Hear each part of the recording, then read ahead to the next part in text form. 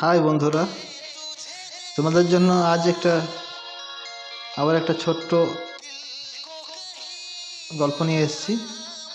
গল্পের নাম শেষ চিঠি। তার প্রেমিকাকে লেখা একটা চিঠি তোমাদের কাছে তুলে ধরছি। আবার শুরু করি তাহলে। স্নেহের প্রতিমা, আমার আদর নিস আর আমার নিঃস্বার্থ ভালোবাসার চাদর জড়িয়ে রাখিস শেষবারের মতো। হ্যাঁ, শেষবার। কারণ এই চিঠিটা যখন তোর হাতে পড়বে, আমি ততক্ষণ ধরণীস্তরী মাতার কোলে চিরদিনের মতো শুয়ে থাকব। ঠিক যেমন পথশ্রমে শ্রান্ত পথিক বটগাছের তলায় শান্তিতে বিশ্রাম নেই। না, কিছুই বলার নেই তোকে। বাকরুদ্ধ আমি আজ আমাদের প্রেমের এই করুণ পরিণতিতে হয়তো মলিন হয়ে আমাদের মনের সাজ। একসাথে সুখে শান্তিতে সংসার করার স্বপ্ন যে দেখেছিলাম দুজনে, হাতে হাত ধরে প্রকৃতির করাল দৃষ্টিতে সেই সংসার ভেঙে খান খান হয়ে যায়। যত চেয়েছি এক হাতে, পারিনি, সম্ভব হয়নি। কেন?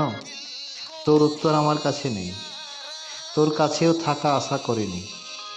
কারণ তুই আর আমি তো একই ছিলাম, একই বৃন্তে দুটি কুসুমের মতো, একই দেহের দুটি চোখের মতো। জানিস, সবাই বলে পৃথিবীটা খুব সুন্দর। ভুল।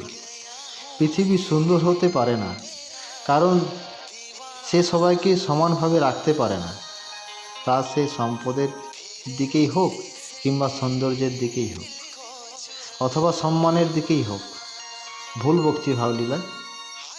তাহলে রে ভাব, একবার যে বিশ্বের দরবারে তোর ফার্স্ট ওয়ার্ড আর থার্ড ওয়ার্ড ভেদাভেদ আছে, জীবন্ত মনুষ্য সমাজে তো জাতপাত ধর্মের ভিত্তিতে ভেদাভেদ আছে। আসল সুন্দর হলো মৃত্যু। কোনো দিন দেখেছিস কি চিতার আগুনে পড়ে ধনী বা গরিবের মৃতদেহ আলাদা করে বোঝা যাচ্ছে? সেই জন্যই মৃত্যু সুন্দর।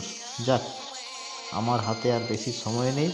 গলার কাছে খুব পোড়াচ্ছে, শ্বাস রুদ্ধ হয়ে আসছে আমার কণ্ঠ। লেখা একা বেঁকে যাচ্ছে।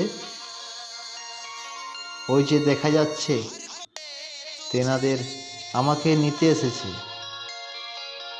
আর বেশি বলবো না। ভালো থাকিস, সুস্থ থাকিস। আলবিদা, টাটা। একটাই প্রশ্ন থাকবে শেষ তোর কাছে, আমরা প্রেম করে কি ভুল করলাম, না ভুল করে প্রেম করলাম?